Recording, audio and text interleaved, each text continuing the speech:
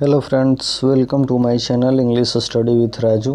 मैं फिर से लेकर के आया हूँ एक छोटा सा इंग्लिश स्टोरी जो कि गांधी जी की स्टोरी पर बेस्ड है, जिसमें यह बताया गया है कि गांधी जी को महात्मा गांधी क्यों कहा गया है। उन्हीं में से एक कारणों के बारे में इसमें चर्चा किया गया है, बताया गया है। इस स्टोरी में हम कुछ नए वर्ड्स सीखेंगे, उसके सही प्रोनाउंसिएशन सीखेंगे। तो चलिए देखते हैं क्या है आज की स्टोरी। स्टोरी का नाम है the value of copper coin. Value मतलब कीमत होता है, महत्व होता है, और कॉपर मीन्स वही तांबा होता है, और क्वाइन मीन्स तो आप जानते हैं कि क्वाइन सिक्का होता है। तो एक कॉपर की सिक्के के बारे में बताया गया है इस स्टोरी में। उस सिक्का कितना कीमत है, उसका क्या वैल्यू है, उस पर चर्चा किया गया है। तो चलिए देखते हैं। Mahatma Gandhi honoured as the father of India. Mahatma Gandhi जो थे उनको ऑनर्ड मीन्स होता है सम्मानित, मतलब कि इज्जत से, सम्मान से। जिनको यदि कोई कुछ बोलता है तो उसी को ऑनर्ड बोला जाता है। मतलब जो महात्मा गांधी थे उनको सम्मान से, इज्जत से, रिस्पेक्ट से उनको क्या बोला जाता था? फादर ऑफ इंडिया बोला जाता था। क्या बोला जाता था? फादर ऑफ इंडिया बोला जाता था। अब यहाँ कोमा दे के सब्जेक्ट यहाँ छोड़ दिया है। अब ये महात्मा गांधी के बारे में ये जो है इतना उनके बारे में बताया गया है। सब्जेक्ट यहाँ है इस सेंटेंस का। अब इस सब्जेक्ट को कोमा देकर इसका वर्ब, हेल्पिंग वर्ब इसका यहाँ है, वाज है। महात्मा गांधी बीच में इतना दूर जो था महात्मा गांधी के बारे में बताया गया है, इसको एट्रीब्यूट बोला जाता है। और अब इसका वर्ब जो है, इस महात्मा गांधी के लिए वर्ब जो है यहाँ है। तो क्या है आगे कि Mahatma Gandhi honoured as the father of India. Mahatma Gandhi को सम्मान से, इज्जत से, रिस्पेक्ट से क्या बोला जाता? फादर ऑफ इंडिया बोला जाता। अब देखिए, महात्मा गांधी वाज, इस सब्जेक्ट के लिए भर, Mahatma Gandhi was a very special person. Very मतलब बहुत, स्पेशल मीन्स खास होता है, पर्सन मतलब व्यक्ति। महात्मा गांधी जो थे, वाज जो है ये हेल्पिंग वर्ब था, थे के लिए आता है, इतना तो आप लोगों को जरूर पता होगा। तो महात्मा गांधी जो थे अ वेरी स्पेशल पर्सन, बहुत ही खास व्यक्ति थे। The following story illustrates one of the reasons for him to be called Mahatma great soul. Following मतलब होता है जो दिया हुआ, मतलब द फॉलोइंग स्टोरी मतलब जो दी गई स्टोरी है, जिस स्टोरी को हम पढ़ रहे हैं। इल्यूस्ट्रेट, इल्यूस्ट्रेट मीन्स होता है दर्शाना, मतलब यह दर्शाता है। अब इल्यूस्ट्रेट के साथ एस लगा है, तो ये यहाँ मेन वर्ब के रूप में है। और प्रेजेंट इंडेफिनिट टेंस में आपको पता है कि जब सिंगुलर वर्ब होता है तो उसके साथ जो मेन वर्ब आता है वो एस या ईएस के रूप में आता है, जिसका हिंदू ताहती है करके होता है। तो वही बोला है, द फॉलोइंग स्टोरी, जो दी हुई स्टोरी है, इल्यूस्ट्रेट्स दर्शाती है, वन ऑफ द रीजन मतलब वन ऑफ द रीजन मतलब एक रीजन, वन ऑफ द रीजन उन कारणों में से एक कारण को दर्शाती है। फॉर हिम उनके लिए, फॉर मतलब के लिए, हिम मतलब उनको, यानी फॉर हिम यानी उनके लिए। यहाँ एक चीज़ ग्रामेटिकल रूल है, यहाँ फॉर प्रीपोजिशन है, प्रीपोजिशन के बाद जब भी आता है तो ऑब्जेक्टिव के साथ आता है, इसलिए यहाँ ही का ऑब्जेक्ट फॉर्म है, हिम है। तो जो कहानी दी गई है वह इलिस्ट्रेट करती है, दर्शाती है, वन ऑफ द रीजन मतलब उन कारणों में से एक, फॉर हिम उनके लिए, टू बी कॉल्ड महात्मा मतलब कि जिन कारणों से उनको कॉल्ड मतलब कहा जाता था महात्मा, मतलब महात्मा कहा जाता था गांधी जी को, उन्हीं कारणों में से एक कारण के बारे में इसमें दर्शाया गया है, इलिस्ट्रेट किया गया है कि आखिर क्यों महात्मा गांधी को महात्मा कहा जाता था। बहुत सारे इसके कारण थे, जिसमें से एक कारण इसमें बताया गया है। ग्रेट सोल भी मतलब महात्मा का मतलब ग्रेट सोल बताया गया है। सोल मीन्स आत्मा होता है, ग्रेट मतलब महान, मतलब वही महात्मा को तोड़ा है, यानी महान आत्मा। ग्रेट सोल महान आत्मा, इसलिए उनको महात्मा बोला जाता था मिला के। वंस एक बार, Gandhi was on an expedition to collect funds from various cities and villages. Once मतलब एक बार, गांधी वाज मतलब गांधी थे, on an expedition expedition means होता है अभियान, यात्रा। मतलब गांधी जो थे एक अभियान पे थे। किस लिए अभियान पे थे? तो टू कलेक्ट करने के लिए, जुटाने के लिए फंड्स मतलब वो जो पैसा वैसा होता है, धन संपत्ति होता है जिसको जुटाया जाता है, इकट्ठा किया जाता है। तो महात्मा गांधी एक अभियान में थे, अभियान पे निकले हुए थे फंड को कलेक्ट करने के लिए फ्रॉम वेरियस सिटी। और ये फंड कहाँ से कलेक्ट किए जा रहे थे? फ्रॉम मतलब से, कहाँ से भाई कलेक्ट किए जा रहे थे? तो वेरियस सिटी, बहुत सारे शहरों से, एंड विलेजेस, गाँवों से, फॉर एन ऑर्गेनाइजेशन। किसके लिए? तो एक ऑर्गेनाइजेशन के लिए। ऑर्गेनाइजेशन मीन्स होता है संस्था, एक संस्था के लिए। और वो संस्था किस लिए था? तो टू हेल्प द पुअर, गरीबों की मदद के लिए महात्मा गांधी के थ्रू एक संस्था बनाई गई थी। और उसी संस्था के लिए उन्होंने एक अभियान चलाया था, एक्सपेडिशन चलाया था कि हम पैसा कलेक्ट करेंगे, धन कलेक्ट करेंगे और क्या करेंगे? गरीबों की मदद करेंगे। आगे है, he went to several places। he went, go का सेकेंड फॉर्म went है। पास्ट इंडेफिनिट टेंस का स्ट्रक्चर होता है कि सब्जेक्ट के बाद जब भी आता है तो वर्ब का सेकेंड फॉर्म आता है। मतलब he went to several places मतलब वह गए। several places, several मतलब बहुत सारे, place मतलब जगह, यानी बहुत सारे जगहों पर गए। एंड फाइनली मतलब अंततः रीच्ड, पहुँचे। रीच मतलब पहुँचना होता है।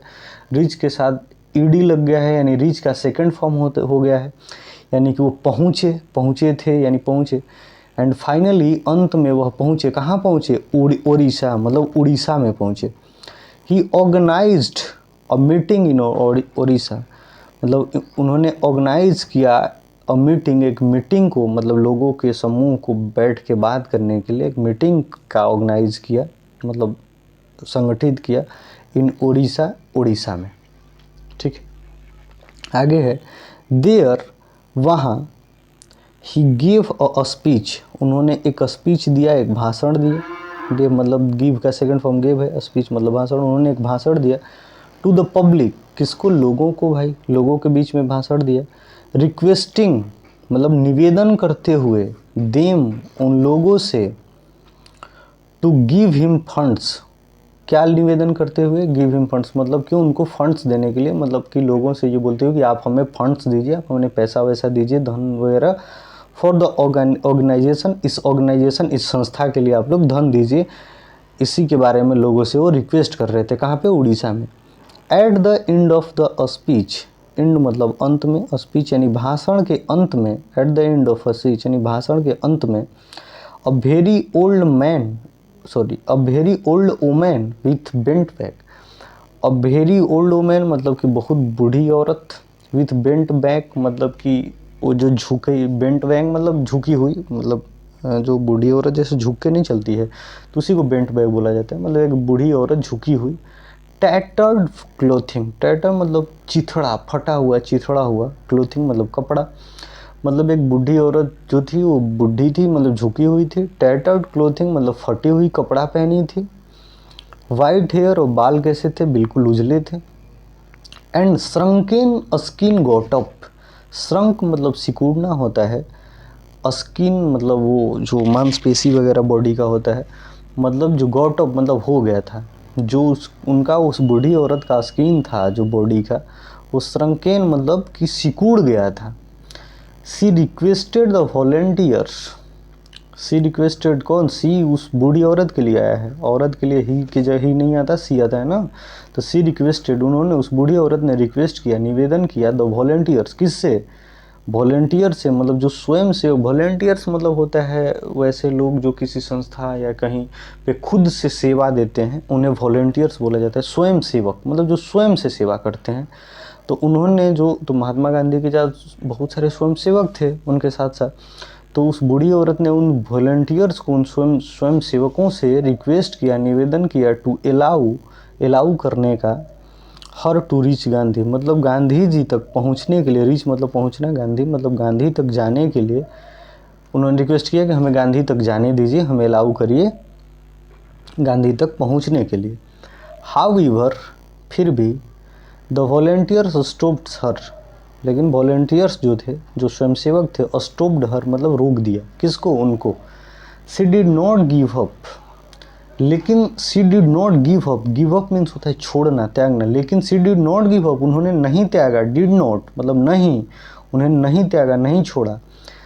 शी फॉट, फाइट का सेकंड फॉर्म फॉट है, उन्होंने लड़ा, शी फॉट, फाइट मतलब लड़ा, विथ देम मतलब वॉलंटियर के साथ लड़ा, एंड रीच्ड गांधी, और रीच मतलब पहुंच गई कहाँ पे, गांधी जी के पास।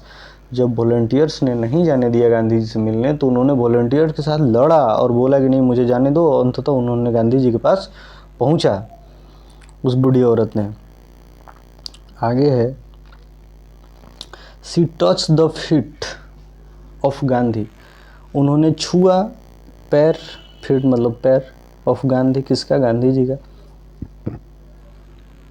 Then she took out a copper coin, उसके बाद देन मतलब तब, शी टुक आउट मतलब बाहर, टुक मतलब लेना, आउट मतलब बाहर, उन्होंने बाहर निकाला, बाहर लिया, और कॉपर क्वाइन एक कॉपर के सिक्के को, kept in the folds of her sari, और वह कहाँ रखी थी, कीप का सेकंड फॉर्म केप्ट है, वह कहाँ रखी थी, केप्ट मतलब रखी थी, इन द फोल्ड्स, फोल्ड्स मतलब वो जो साड़ी का पल्लू में नहीं देखे होंगे, बूढ़ी औरत जो है छोटा सा खूंटा टाइप का बांध लेती हैं, उसमें कुछ रखती हैं, तो वही फोल्ड ऑफ हर साड़ी मतलब उन अपने साड़ी के खूंटे में, अपने फोल्ड्स में उन्होंने कॉपर क्वाइन को रखा था, और उसको निकाल के उन्होंने क्या किया, दिया। And place it at his feet, और इसको कहाँ रख दिया, it at his feet, his मतलब वो गांधी जी के लिए, हिज फीट, और उसे कहाँ रख दिया, प्लेस कर दिया, रख दिया, कहाँ रख दिया, तो उनके पैरों पे, गांधी जी के पैरों में रख दिया, अपने खूंटे से, अपने जो साड़ी का जो बंधा हुआ था उसमें से कॉपर का सिक्का निकाल के और गांधी जी के पैरों के नीचे रख दिया। देन उसके बाद तब, the old lady left the stage, left मतलब छोड़ना या चला जाना, और उसके बाद द ओल्ड लेडी मतलब बूढ़ी औरत जो थी, लेफ्ट द स्टेज मतलब स्टेज छोड़ के चली गई। Gandhi very carefully took the coin, Gandhi ji ने क्या किया, वेरी केयरफुली मतलब काफ़ी, वेरी मतलब काफ़ी, बहुत, केयरफुली मतलब ध्यानपूर्वक, काफ़ी ध्यानपूर्वक, टुक द क्वाइन मतलब उससे काफ़ी ध्यानपूर्वक लिया सिक्के को, मतलब जो पैरों पर रखी थी उसको उठाया, लिया। The treasurer of the organization for the poor ask the Gandhi for the copper coin, treasure मतलब ऐसे खजाना होता है, और ट्रेजरर मीन्स होता है जो खजाने का रखवाली करता है, जो खजाने का मालिक होता है, उसे ट्रेजरर बोला जाता है। तो जो खजाना जो अब ये लोग कलेक्ट कर रहे थे जो फंड्स, उसका जो रखने वाला, रख रखैया करने वाला जो था व्यक्ति, उस ऑर्गेनाइजेशन का, फॉर द पुअर पीपल मतलब इस ऑर्गेनाइजेशन के बारे में बताया कि जो गरीब लोगों के लिए जो ऑर्गेनाइजेशन बना था, उसका जो ट्रेजरर था, जो मतलब कि जो सारे धन संपत्ति का देखरेख करने वाला था, आस्क्ड गांधी मतलब गांधी से मांगा, यहाँ आस्क मतलब मांगने को बोल रहा है, यानी गांधी से मांगा, फॉर द कॉपर क्वाइन, उस कॉपर क्वाइन को, मतलब जो बूढ़ी औरत उस कॉपर के क्वाइन को दी थी, तांबे के सिक्कों को, उसने क्या किया, मांगा। But he refuse to give it, लेकिन ही रिफ्यूज मतलब मना कर देना, गिव मतलब देना, इट, लेकिन ही रिफ्यूज इट मतलब गांधी ने क्या किया, गांधी जी ने मना कर दिया, ट्रेजरर को जो खजाने का देख रेख कर रहा था उस व्यक्ति को इन्होंने ये सिक्का, कॉपर वाला सिक्का देने से मना कर दिया, बोला कि नहीं मैं नहीं दूंगा इसे। I keep cheques worth 1000 of rupees, अब ये ट्रेजर क्या बोल रहा है कि मैं रखता हूँ चेक्स वर्थ 1000 ऑफ रुपीज़, मतलब हज़ारों रुपए की कीमत, वर्थ मतलब कीमत, हज़ारों रुपए की कीमत वाले मैं चेक रखता हूँ।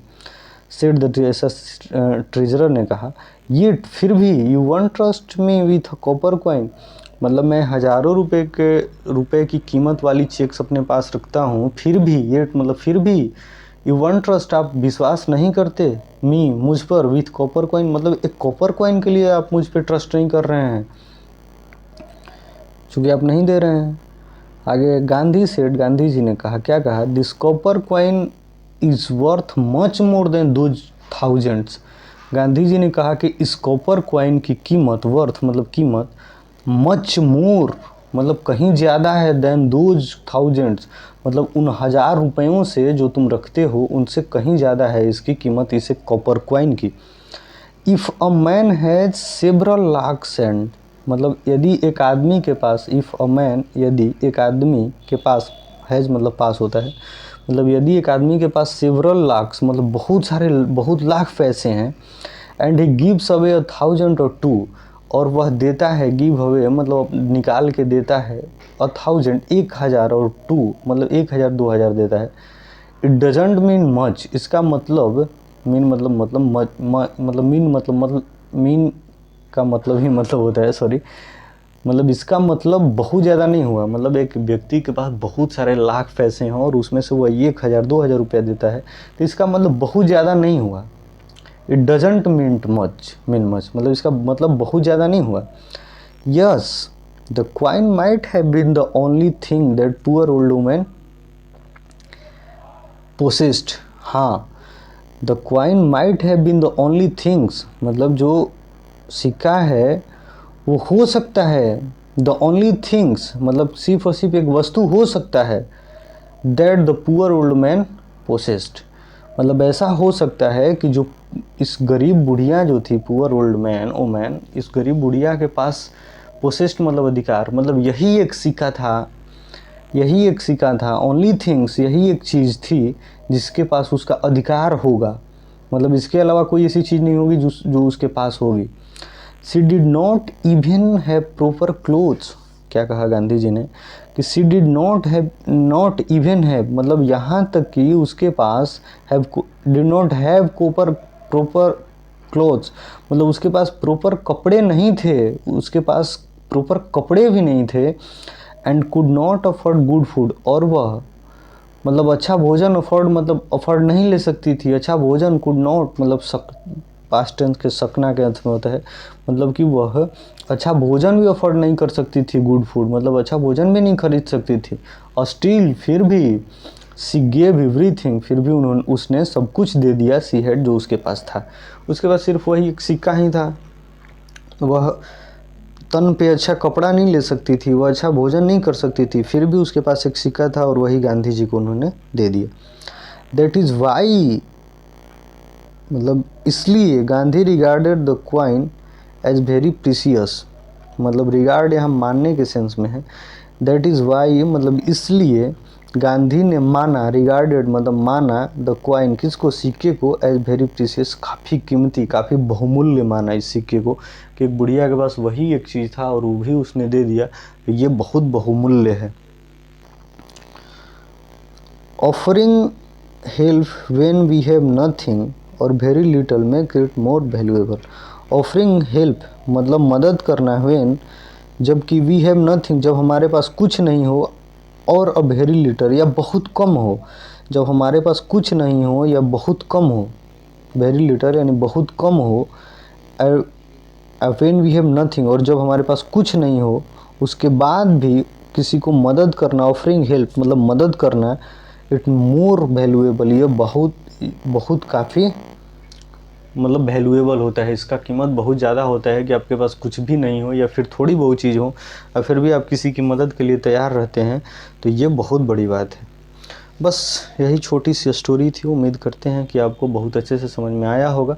यदि वीडियो पसंद आया हो तो वीडियो को लाइक करें, साथ में साथ चैनल को सब्सक्राइब ज़रूर करें। Thank you.